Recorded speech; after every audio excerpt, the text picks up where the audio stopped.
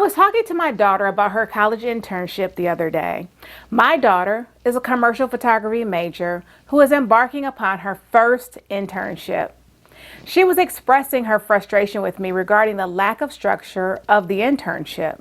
My daughter is interning for a fashion designer who is a solopreneur. Because my daughter is also a creative and plans to work in fashion as an entrepreneur or freelancer, I thought that this would be a great experience for her, working with other creatives as well as seeing the challenges and opportunities of managing and operating a business.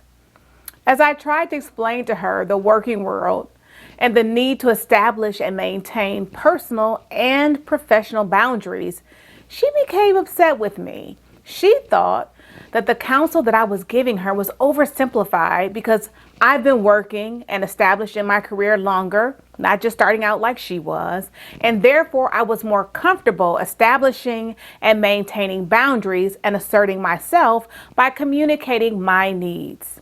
I couldn't help but laugh afterwards and once she was out of my sight, as that conversation reminded me of so many that I had had with my dad for the last 25 years. If you're new here, my name is Jennifer Mitchell Early. I help individuals and teams achieve organizational and personal success by providing customized training, resources, tips, and tools to help you pursue purpose and accomplish your goals. If you're looking to grow and evolve personally and professionally, be sure to subscribe, hit the like button, and don't forget to hit the notification bell so that you'll be notified every time I upload new content.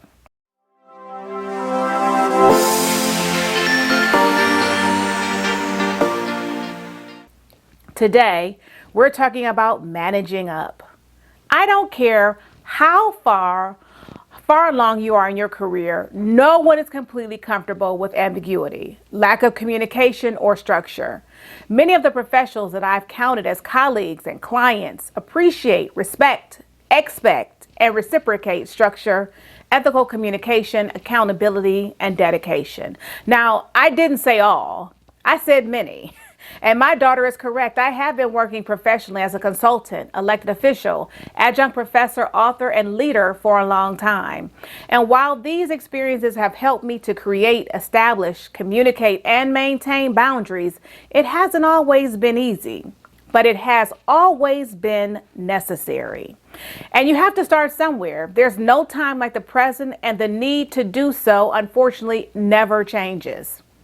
What is managing up? Managing up is the process of managing your boss by anticipating their needs and being as effective in the workplace as possible. It involves developing a positive or productive relationship with your manager, learning and adapting to their communication style and way of working, communicating your own preferred work and communication style, establishing and maintaining boundaries, and understanding how you contribute to what your manager and company wants to achieve. Managing one's manager is a skill that can benefit employees in any workplace. It involves understanding the manager's expectations, goals, and communication style, and aligning one's own work accordingly. It also requires setting clear and realistic boundaries with the manager, such as when to say no, how to handle feedback, and how to balance work and personal life. By managing one's manager effectively, employees can improve their performance, satisfaction, and career prospects. Revisiting my daughter's situation, her manager is a very good, well-established, and well-known fashion designer and influencer. That's what she's good at. That's her forte and claim to fame. She is not a great manager or great at managing people. Some of us have found ourselves in similar situations. Our manager was moved into a supervisory position because they're very good at what they do. They excelled as an individual contributor. I worked on a project where many managers, were moved into leadership positions because they specialized in what they did, technical functions. Were excellent individual contributors, but were not good at managing people. Unfortunately, most managers have received very little in the way of effective management training and almost no leadership training. There is a difference between a leader and a manager, but that's a topic for another video. All that aside, you still report to them and will be held accountable. You do not have the power to do things your own way. You are not free to ignore tasks you don't like or free to do as you please. However, when your manager gives you responsibility without sufficient direction and support, that's not empowering you. Rather, that's setting you up for failure. While you don't have the power to supersede their authority, you do have the power to communicate and to clarify roles, responsibilities, expectations, and deliverables. The Indeed.com article, Manage Your Manager 10 Ways to Build Work Relationships by Jennifer Harity, notes that building a strong relationship with your manager is important because it can help you develop a relationship that is respectful and supportive. Other specific benefits of managing your manager include gaining your manager's trust, securing your manager's support, earning their respect, advancing your career, improving your job satisfaction, increasing your efficiency and productivity, and improving communication by reducing misunderstandings. The article offers 10 ways to manage your manager using a strategy that involves communication, understanding, honesty, and problem solving. 1. Be honest. When your manager asks you questions about your work or requests feedback on a task or project, give honest answers.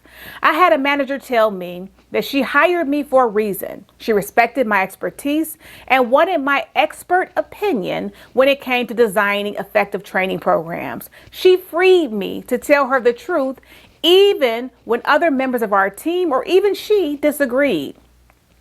Always be accountable for your actions and decisions as well, even when the outcome differs from your desired result. Explain to your manager what you can do to get better results in the future. Honesty and accountability can gain your manager's trust and strengthen your relationship.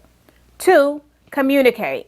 Have open, clear, and frequent communication with your manager.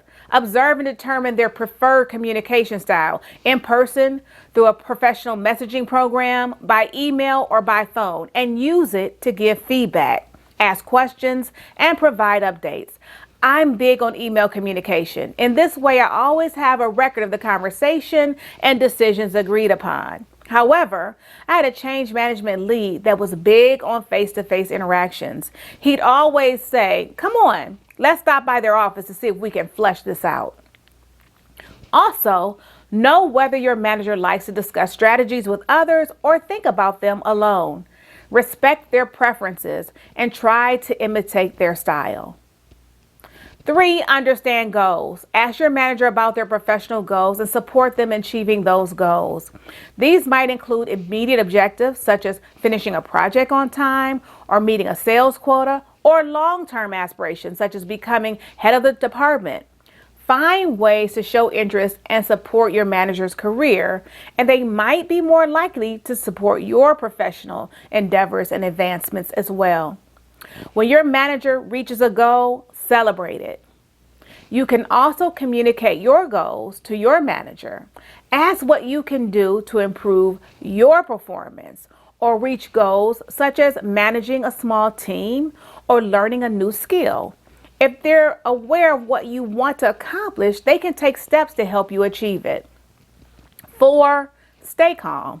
Remain calm during high-stress situations and fast-paced or changing work environments. Being level-headed can affect the attitude of people around you, including your manager, and can help the entire team make logical decisions. Staying calm under pressure can also show you're a reliable coworker and allow you to continue being productive regardless of the situation at work. To stay calm in stressful scenarios, try exercises such as deep breathing, talking, or thinking through the situation, and using humor or positive thoughts to improve the mood in the workplace. If you notice your manager is working under pressure or a lot of stress, ask if you can help by doing tasks that will reduce their workload. Reducing your manager's workload and stress levels allows them to be more productive and focus on managing their department. 5. Solve problems Make your manager's job easier by analyzing and trying to solve problems as they arise. Be assertive and address the issue yourself if possible. Present your manager with strategies to overcome obstacles or streamline workflows, especially if you're in consulting. You have to do this all the time. You have to think outside the box and address fires as they arise. You might email or give them a list of possible solutions and then address them. You might also offer to brainstorm with your manager to find solutions to problems as a team. 6, be positive. Be a source of positivity and optimism in the office. Try to find the good in the situation and communicate that to your manager. Give your manager compliments and praise for quality work, projects completed, and goals reached. Act and speak with positivity, and your manager might be more likely to support you and help you succeed. I would be remiss if I did not interject that there is a difference between complimenting a job well done and lavishing unmerited praise upon your manager. Most people can tell the difference between healthy respect and brown nosing. 7, share your knowledge.